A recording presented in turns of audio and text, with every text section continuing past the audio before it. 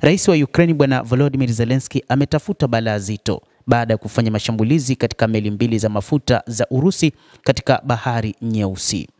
Rais huyo wa Ukraine kupitia majeshi yake yamefanya mashambulizi mazito na kushambulia meli mbili za mafuta katika eneo hilo, ambapo ripoti zinaeleza kwamba mashambulizi yaliyofanyika Ijumaa dhidi ya meli mbili za mafuta za Russia katika Bahari Nyeusi yamefanywa na shirika la kijasusi la Ukraine na jeshi la wanamaji wa Ukraine. Kupitia shirika la habari la Fars limenukuu chombo kimoja cha Ukraine kikisema kwamba ndege zisizokuwa na rubani za nchi zimeshambulia meli mbili za mafuta za Russia ziitwazo Kairos na Virat katika Bahari Nyeusi kwa kushirikiana na jeshi la majini. Urusi imejibu mashambulizi hayo kwa kushambulia maeneo mengi nchini Ukraine, ambapo zaidi ya watu 600,000 katika mkoa wa Kyiv hawakuwa na umeme kuanzia Jumamosi na hata wakati huu baada ya shambulio la usiku la Urusi.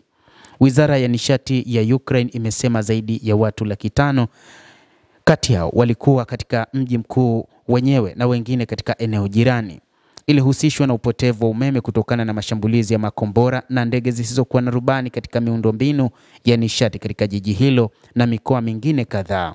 Takribani makombora 36 na takribani ndege zisizokuwa na rubani 600 zilirushwa katika maeneo yaliyolenga nchini Ukraine usiku kucha, baada ya maafisa kusema kuwa watu 3 waliuawa na wengine wengi wamejeruhiwa. Urusi imezidisha mashambulizi dhidi ya miundombinu ya raia na ya nishati ya Ukraine, huku taifa hilo linalokabiliwa na mvutano likielekea katika majira ya baridi, licha ya juhudi zinazoongozwa na Marekani za kupata makubaliano ya amani. Hata hivyo, wakati huu ambapo Marekani ipo katika jitihada nzito za kutaka makubaliano ya kusitishwa kwa vita kati ya Urusi na Ukraine, bado Urusi imekuwa ikiendeleza vita na kufanya mashambulizi makubwa zaidi, huku Ukraine ikijibu mashambulizi hayo.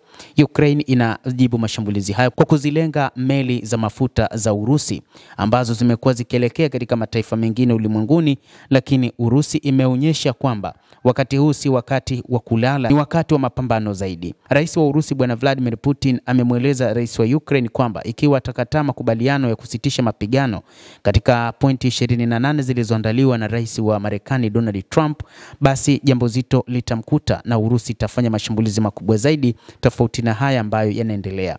Hata hivyo, taarifa bado hazijawekwa wazi ni wakati gani ambapo viongozi hao watakutana kwa ajili ya kumaliza mzozo huo uliodumu kwa miaka 4.